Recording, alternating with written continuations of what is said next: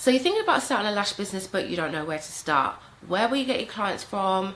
Where are you going to work from? Who are you going to train with? There's so many questions that you may have, but don't let these dilemmas put you off. Today, I'll be leading you through this guide on how to start a lash business from home. Hi everyone, I'm Davina, owner of the Lash Code. I trained in 2011. And at the time, obviously it was such a long time ago, but at the time, lashes were not, certainly weren't as big as what they are now. And back then, I genuinely wished that I had somebody helping and supporting me. So this is the reason why I've created this video.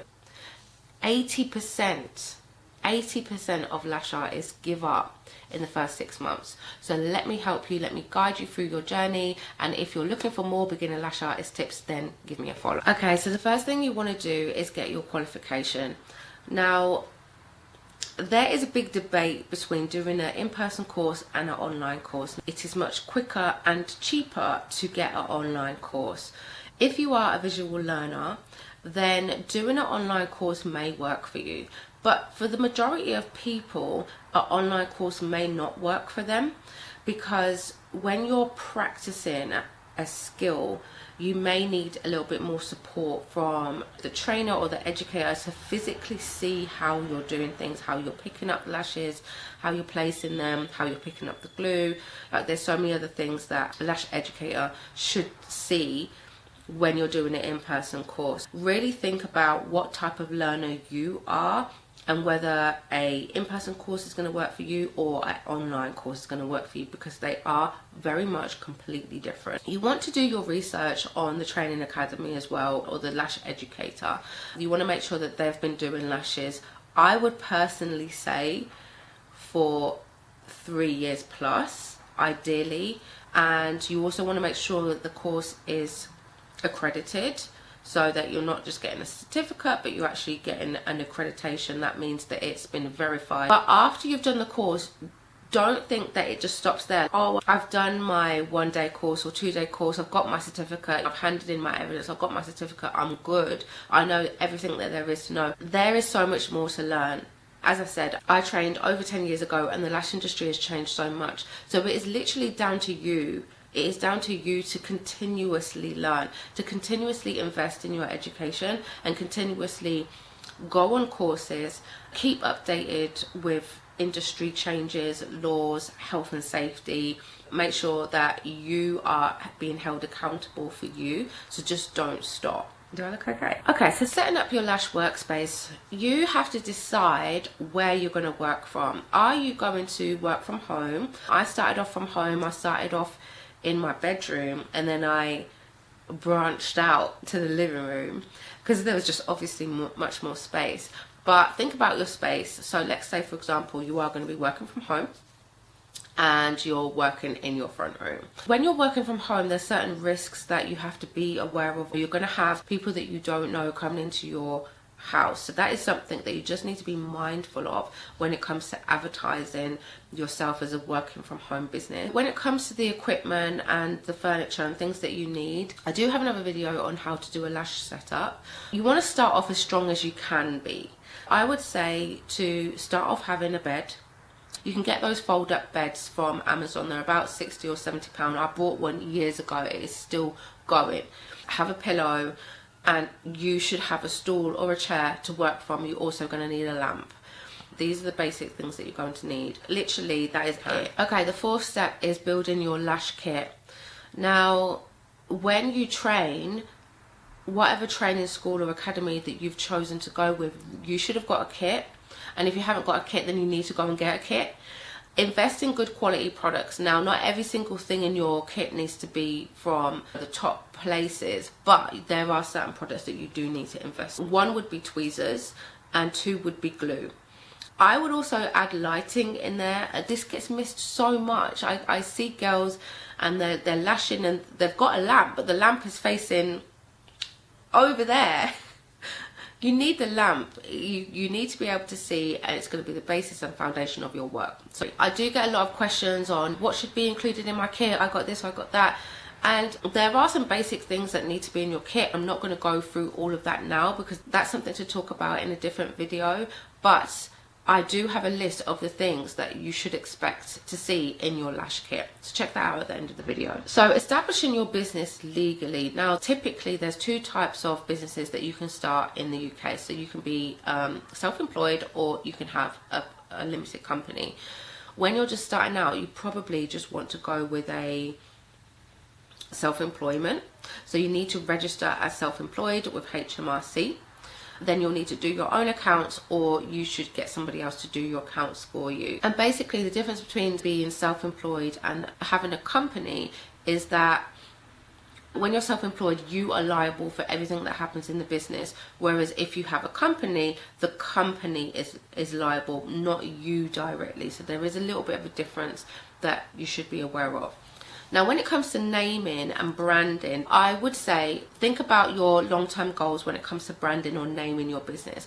It's very common in our lash industry to have the name Lashes by Amy, Lashes by Sarah. If you're trying to build a brand and you're thinking more long-term, like you want to build like a fleet of businesses or whatnot, then you want to think about a name that is a little bit more generic rather than Lashes by. Because if you choose a name Lashes by, then you are always tied to that company as like the main person. So even if you wanted to branch off, sell the company, it's not that it's going to be difficult, because Jo Malone sold her company with her name on it. So you can sell your company with your own name on it. It just becomes a little bit more challenging, or it can be challenging to do that later on if you wanted to expand and grow. So I would say you could use a name like the Lash Stash. I don't know where I got that from, but you can call your company like a generic name like the Lash Stash, and then that just becomes more of a global name because it's a bit more, it's not really attached to one single person. You can still go ahead with the Lashes by, you can still do that, but you can also think about having a name that's not attached to a person. So naturally, when it comes to marketing and letting people know that you're doing lashes, I think it's common to say that social media is going to be your platform to push your content out there. You really want to be consistent with your work, you want to be consistent with your posting, consistent with your pictures. Now, it's easy to just throw pictures out there. There's so many pictures of great work from lash artists, but as we're moving into a society of videos and content creation, you want to be pushing videos about yourself and the knowledge that you have about your product, because the idea of just posting videos or pictures of our work these days is not going to be enough. You need to actually put yourself out there. If you're not really a social media person, you're not really into posting, you definitely need to be doing something creative to stand out from the crowd, because everybody is doing the same thing. The one way that I personally built up clients in my industry was literally word of mouth. I genuinely just love what I do, so I think that my passion fed itself, and then naturally I just started to build up clients because I was just doing really good work, I was getting really good reviews, and word of mouth is elite. It's an oldie but it's a goodie.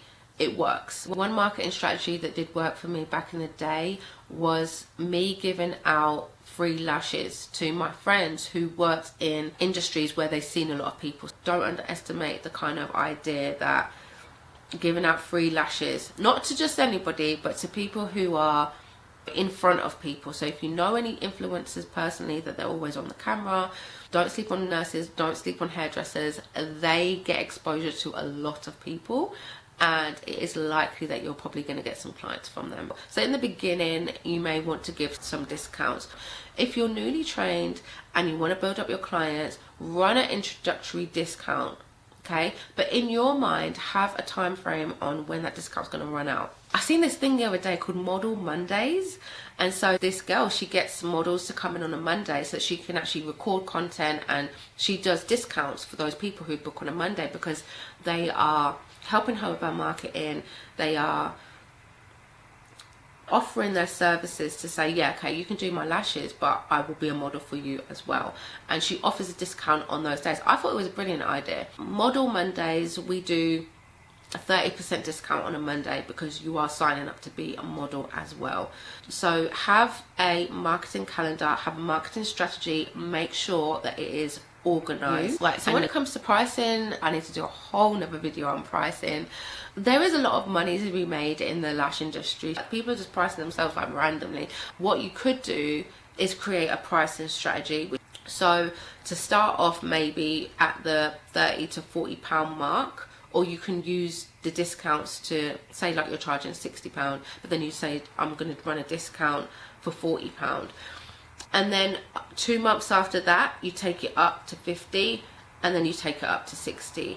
I think that anybody working from home should still be charging a decent price for lashes, because at the end of the day, it is your skill. You are using your electric and bills still need to get paid. So if you feel like, oh my gosh, I'm not ready to get there yet, I can't charge £60, I hate my lashes, that's fine. Just build yourself up. Just start from where you're at. If you're starting off on your £30, you're starting off on £40 for classics, that's fine.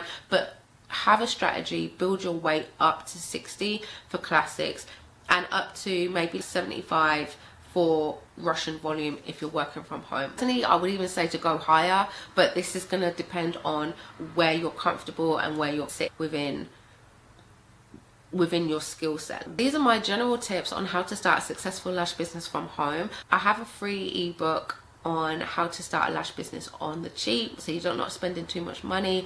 Talks a lot about the things that I've spoken about today, and you will also find a list of what should be included in your lash kit. So check that out, download that, and I will see you in the next video.